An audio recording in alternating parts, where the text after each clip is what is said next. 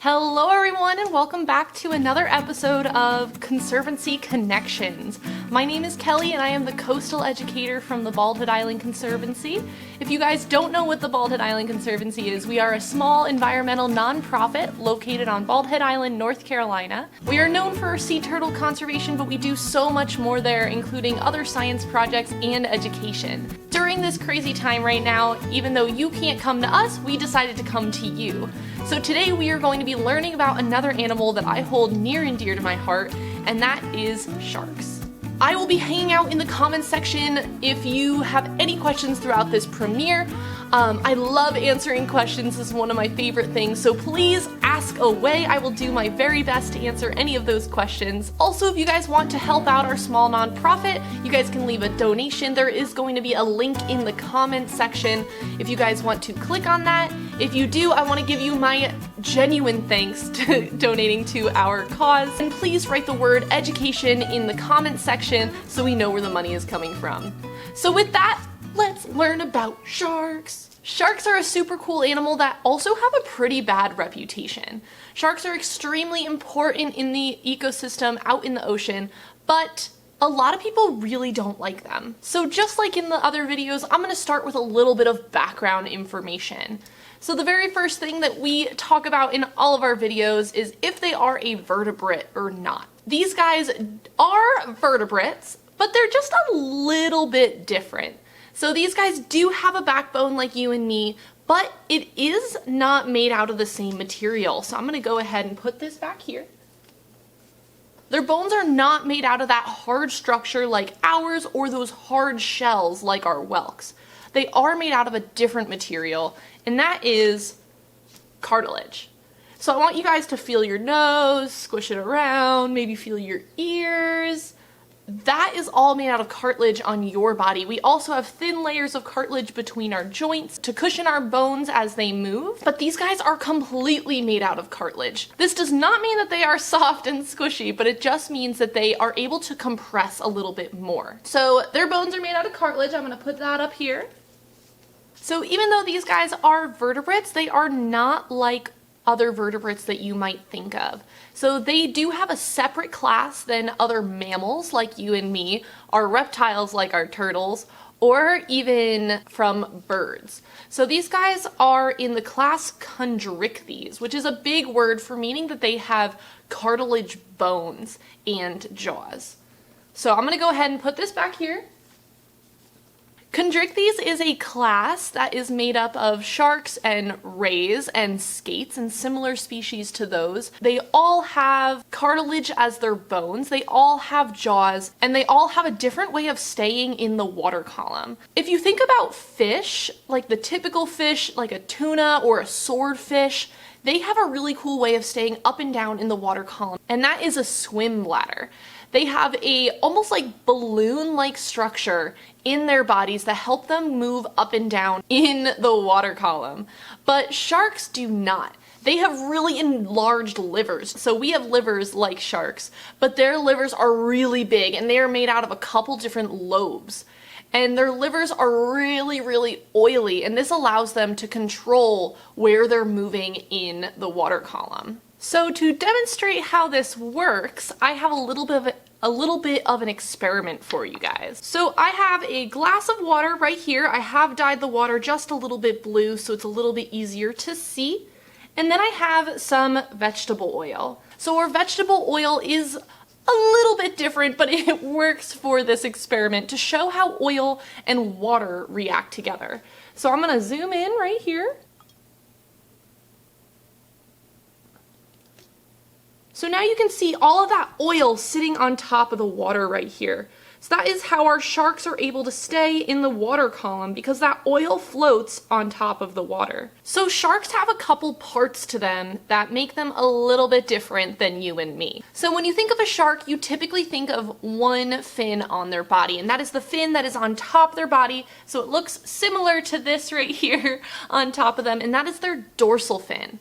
So that fin is very important to their body structure because it prevents them from spinning through the water like a football. It allows them to stay upright through the water, and it cuts through the water column. They have a couple other types of fins. They have their pectoral fins, which are their front ones. These fins are mostly used for turning and slowing down.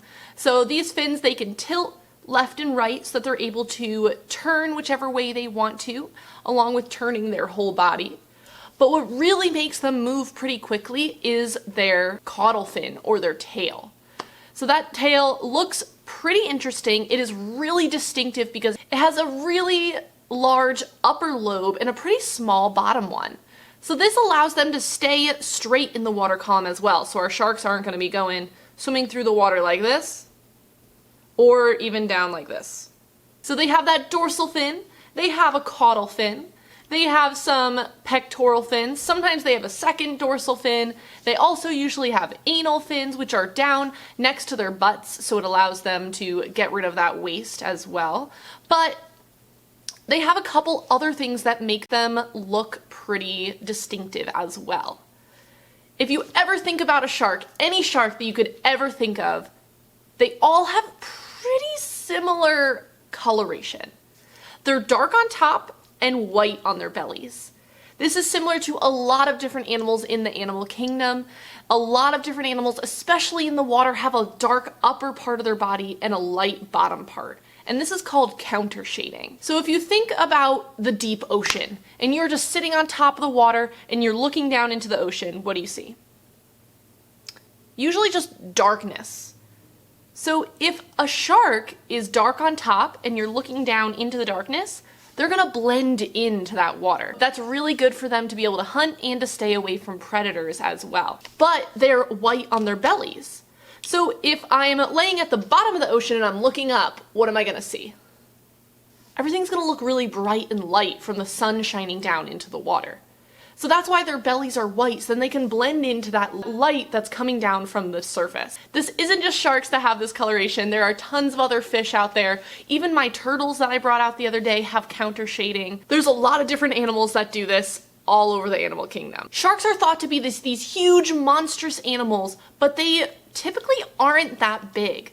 There are certain sharks that are very large, just like our great whites, our tiger sharks, our bull sharks. Those really well-known sharks are usually pretty large.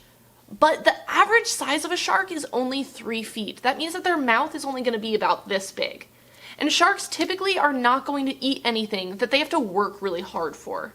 They go after animals that are sick and injured, so they don't need to work too hard for it because they don't want to expend a lot of energy catching these animals if they're just not going to be able to eat them. So humans usually are not on the menu for our sharks. Sharks typically do not eat a whole person. They bite you and they're like, oof, they are way too bony. I don't like this. This is not a seal. And then they let the person go. Unfortunately, this is enough to really hurt a person. So we do advise people to be careful whenever they are swimming, especially in the waters during dusk and dawn, because they don't have the best eyesight. They're going off of all those other senses and they can't tell whether you are a human, a seal, a sea turtle, or anything else that might be in the ocean. All sharks have different types of teeth, and their teeth are really incredible. They have different shapes and sizes. Some of them are shaped like forks, some of them are shaped like knives. If you think about those beautiful great white sharks that have the really distinctive triangle teeth, they are serrated on the sides because they are made for ripping and tearing. They typically eat things that are larger than their bodies or are just larger than their mouths as in general. But then there are sharks that are like our sand tiger sharks, and their teeth kind of stick together like this. They are gnarly looking sharks. They look extremely mean, but they really only go after things that they can fit inside their mouths. They are a type of shark that is found in North Carolina, and they use their teeth similar to a cage. So they trap a fish in their mouth and then they can swallow it. That is what they're using their teeth for. They're not really using them for biting. But one thing that sharks are really well known for are being able to lose those teeth.